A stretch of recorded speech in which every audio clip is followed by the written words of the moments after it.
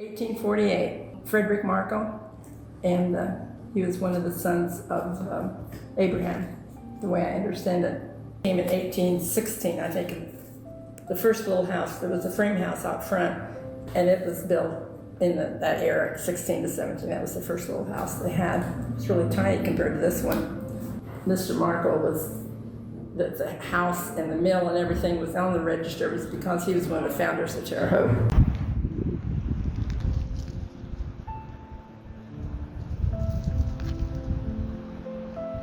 When we looked at the house, I just thought of this the other day, when we bought it, actually agreed to buy it and everything, the Historical Society had people living here, a husband and wife, and we could only peek in to the dining room there because they were using that as their storage room and everything. That was kind of an off limits. And then where the kitchen is, we couldn't go in there, or the little room across there. And then we couldn't go up the stairs to the bathroom in that little room up there. So we bought this house without seeing.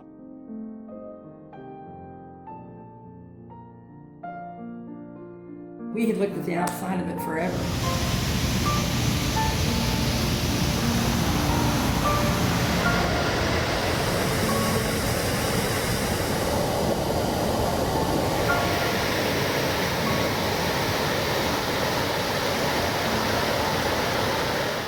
One day, they had a price on it, and it was in the paper for a long time. My friend and I were in the nursery at Maplewood Christian Church, and she'd already seen the Sunday paper, and she said, "Sally, did you know they dropped the price on the Markle House?" That was on a Sunday. And by the whole week, we were in the negotiations to buy it. We took ownership in November of 1983. We moved in on Good Friday, 1984, and I've been here.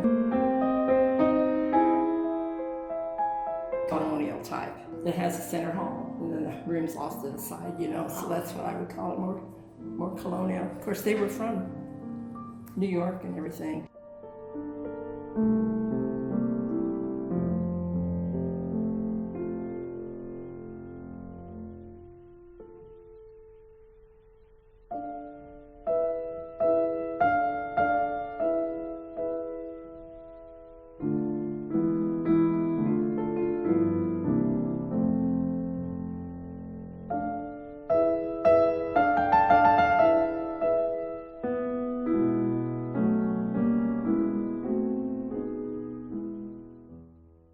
The wood here came from the floor over at St. Mary's.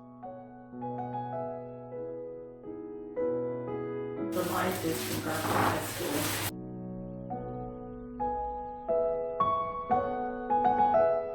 I always said it was my biggest antique. We loved antiques. We had a house full of antiques anyway. It wasn't hard to furnish it. To be honest, we never regretted it. For some reason, we never said, why did we get into this? The DAR, Daughters of American Revolution, had donated to the Historical Society, but it was at least $30,000.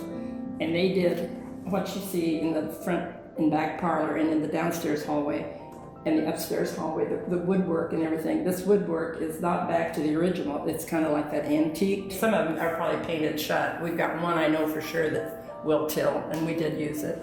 But that's to keep the air moving in the house. Woodwork's all tall, and the reason that they have the doors like this is because the walls are all solid brick from the basement to the roof line. They're solid brick. It amazes me is the house is like 170 years old. All the doors shut. The windows will open if you want them to and everything. Nothing's off kilter. Roof line is nice and straight. It does have a new roof line, but it hasn't settled any. You don't hear any squeaks or anything when you're walking. Originally, this 3 feet by 15 feet or 16 feet was in the kitchen.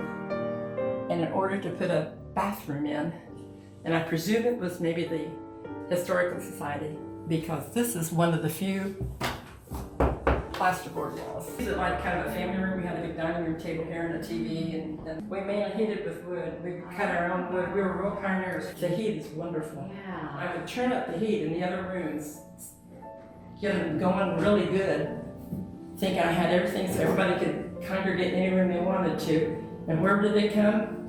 Right here. Hooks and everything are original. And upstairs in the closets, all they had were hooks because they didn't have as many clothes as we had. This was Mr. Markle's office. This is that door that you see outside.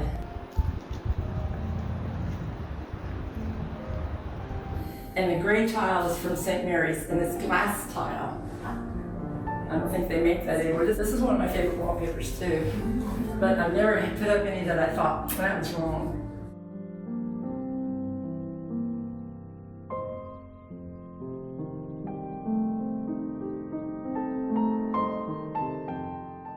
I guess one of my favorite memories, you like old houses and you really care about them and everything, is showing the house to people who care.